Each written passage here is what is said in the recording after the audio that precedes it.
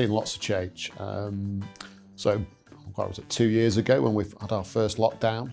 There was a lot of unknowns then, weren't there? And there was a lot of talk about the death of the office. And we have returned now in numbers, at scale, but it's very different. You know, there is a lot more flexibility about how people are using their space. We've seen a very clear trends emerging in terms of the kind of quality that people want. Working in office for many people is a choice, and therefore when they're in the office it's got to be the best possible environment to support what they're going to be doing there. And I think, you know, that's reflected in the demand that we're seeing that is very much favoured on that top end space. In addition, it's about connectivity, so the best infrastructure, the best local connections, transport connections to get to and from space, and then really the quality of the amenity and the environment that's created in that space is absolutely forefront, and that's what's really driving demand at the top end.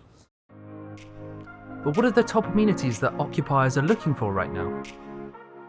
At Shoosmiths, we're very interested in how our staff feel about this. So we recently undertook a survey and we had an 87% engagement level.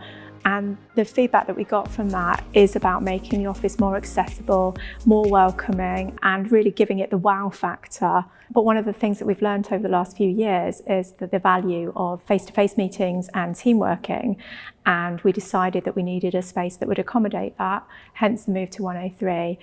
We're looking at a more collaborative space. We need to offer our staff something that they can't get at home, so we don't want rows and rows of desks. We want breakout areas, areas where teams can get together to chat and to socialise. So we want people to be able to step away from their desks and to collaborate and learn from each other in a pleasant working environment that isn't overly corporate and is perhaps a bit more relaxed than traditionally. I think generally though, firms could be making the office environment more welcoming. There's a lot of demand on the social side of things that people wouldn't get when they're working from home. There needs to be a carrot to incentivise people to get away from the comfort of their home working setup. But in order for people to move to Birmingham, they need the space. And with over 70,000 vacant homes, there's an opportunity to both regenerate old properties and the creation of new, highly efficient homes. And with the Commonwealth Games coming to Birmingham this year, we're expecting this to drive investment in both infrastructure and housing, as seen at previous locations that have held the Games over the years, Manchester 2002 and Glasgow 2014. So with the data backing this trend, we hope to see a great level of investment this year. The Games will be held at a variety of locations this year, such as the NEC, Birmingham Arena, Connect Chase Forest, and Coventry Stadium and Arena. The eyes of the world, the eyes of the country are going to be on Birmingham as a city, and it's up to us to make sure that we do ourselves proud as the host city, as Birmingham for 2022. But what it really shows, I guess, for us in the real estate and the investment and the property market is that Birmingham delivers. And we've had slightly less time than normal to deliver those capital facilities.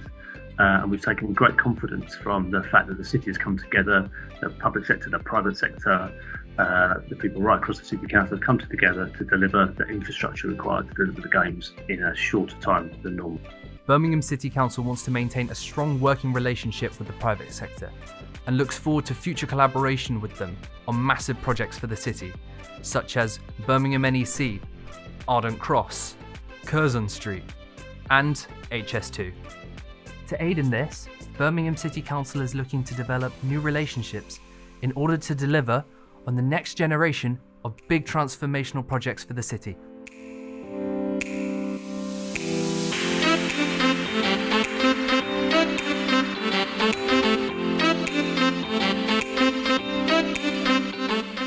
So an example of that would be around Paradise Circus. So for those of you who know Birmingham for a long time, you'll know that Paradise Circus was once a very difficult place to get around. It's unattractive, the building's in poor condition.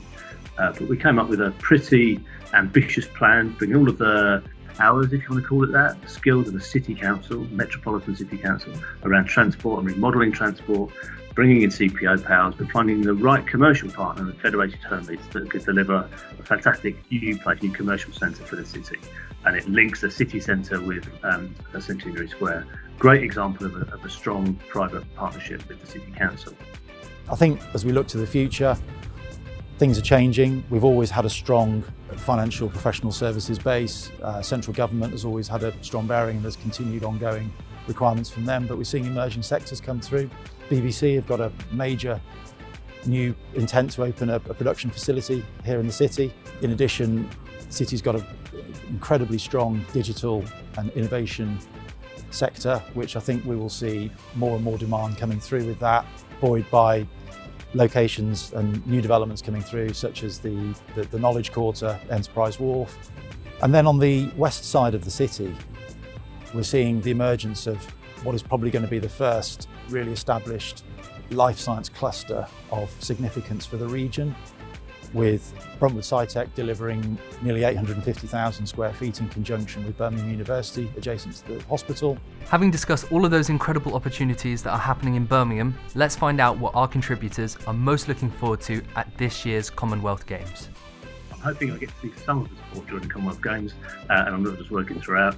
I'm actually looking forward to seeing hockey on the first weekend, because that's the time when my kids will come up, the family will be together, and we'll get to see some sport together and hopefully take a bit of a break. I think just all of it. It's going to be fantastic. But if I was to think about the games themselves, and hopefully, I'm actually sure we're going to have some brilliant weather, and the whole city's going to be a big party, effectively. But actually looking forward to the women's cricket, because cricket's always a great day out. It's the first time that the Commonwealth Games is delivering women's cricket, and Edgbaston is a superb venue. As a runner myself, I'm really looking forward to seeing some of the running races, particularly the distance ones. I'm also really interested to see the mountain biking, which is being held over on Cannock Chase. It'll be a great way of showcasing the countryside over there, and they've put in a new trail which will be open to the public eventually, so it'll be great to see the experts taking a punt at it first.